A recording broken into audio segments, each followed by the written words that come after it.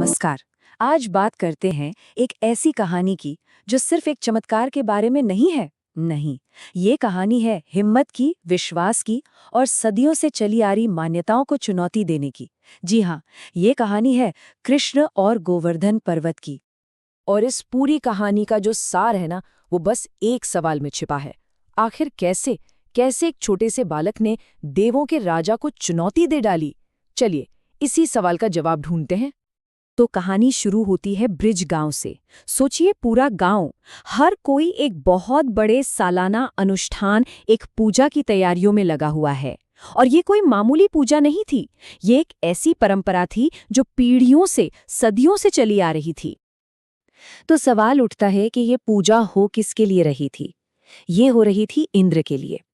इंद्र यानी वर्षा और तूफान के शक्तिशाली देवता। अब देखिए, ब्रज के लोगों का ये मानना था कि उनका जीना मरना सब कुछ इंद्र की कृपा पर ही टिका है। इंद्र खुश हैं तो अच्छी बारिश होगी, फसलें लहलहाएंगी, लेकिन अगर वो नाराज हो गए तो बस सब कुछ तबाह। तो असल में ये पूजा भक्ति से ज्यादा एक डर पर आधारित थी, एक मजबूरी थी। और इन्हीं सब तैयारियों के बीच एक छोटा सा बालक था जो सब कुछ बड़ी खामोशी से देख रहा था।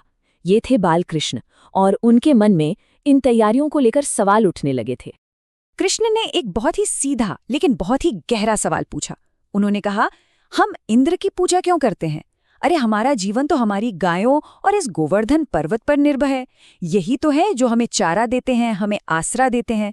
उन्होंने गांव वालों का ध्यान एक अनदेखे देवता से हटाकर उन चीजों पर ला दिया जो रोज उनके सामने थी, जो असल में उनके जीवन का आधार थी।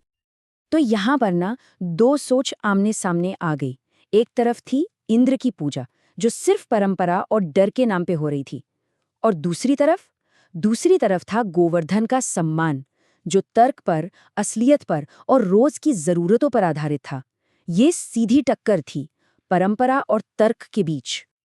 अब कृष्ण की इस सीधी सादी बात में इतना दम था कि गांव वाले भी सोचने पर मजबूर हो गए। बात तो सही थी, और जानते हैं क्या हुआ? उन्होंने अपनी सदियों पुरानी परंपरा को बदलने का फैसला कर लिया। और बस पूजा का पूरा तरीका ही बदल गया। गांव वालों ने मिलकर 56 भोग, मतलब 56 तरह के पकवान तैयार किए और उन्हें सीधे गोवर्धन पर्वत को चढ़ा दिया। और तभी एक चमत्कार हुआ। कृष्ण ने खुद एक विशाल रूप लिया और सारा का सारा भोग स्वीकार कर लिया। उन्होंने ये दिखा दिया कि असली दिव्यता तो यही है, इसी पर्वत में। अब यहाँ ब्रज में तो सब खुश थे, लेकिन ऊपर स्वर्ग में कोई था जो ये सब देखकर बिल्कुल खुश नहीं था। जब इंद्र ने देखा कि धरती पर उनकी पूजा बंद हो गई है, तो उनका रिएक्शन क्या था? देखिए, इंद्र का गुस्सा सिर्फ इसलिए नहीं था कि उनकी पूजा छूट गई। नहीं, ये मामला पर्सनल हो गया था। ये उनके अहंकार, उनकी ईगो पर सीधी चोट थी। एक ऐसा अपमान था जिसे वो बर्दाश्त ही नहीं कर पाए। और अपने इसी अहंकार में चूर होकर इंद्र ने बदला लेने की ठान ली। उन्होंने ब्रज पर इतनी भयंकर बारिश और ऐसा विनाशकारी तूफान भेजा कि लगा मानो सब कुछ डूब जाएगा, सब कुछ खत्म हो जाएगा। और यहीं आता है कहानी का सबसे बड़ा टर्निंग पॉइंट। सोचिए, गांव वाले बुरी तरह डरे हुए हैं, उन्हें बचने का कोई रास्ता नहीं दिख रहा। और ठीक तभी कृष्ण ने वो किया जिसकी किसी ने सपने में भी कल्पना नहीं की होगी। एक पल को सोचिए, जब खुद एक देवता ही आपको तबाह करने पर तुल जाए तो एक आम इंसान भला कैसे बचेगा? विनाश तो तय लग रहा था, है ना? तो बचाव का जरिया क्या था? सिर्फ एक छोटी सी उंगली। सुनने में बिल्कुल नामुमकिन लगता है ना, पर इसी ने इस कहानी को एक चमत्कार बना दिया। और फिर वो हुआ जो नामुमकिन लग रहा था। उस छोटे से बालक कृष्ण ने अपनी सबसे छोटी उंगली, अपनी कनिष्ठा पर पूरे के पूरे गोवर्धन पर्वत को उठा लिया, बिल्कुल एक विशाल छाते की तरह। और सारे गांव वाले अपने सभी जानवरों के साथ उस पर्वत के नीचे आ गए और इंद्र के उस भयानक क्रोध से पूरी तरह बच गए।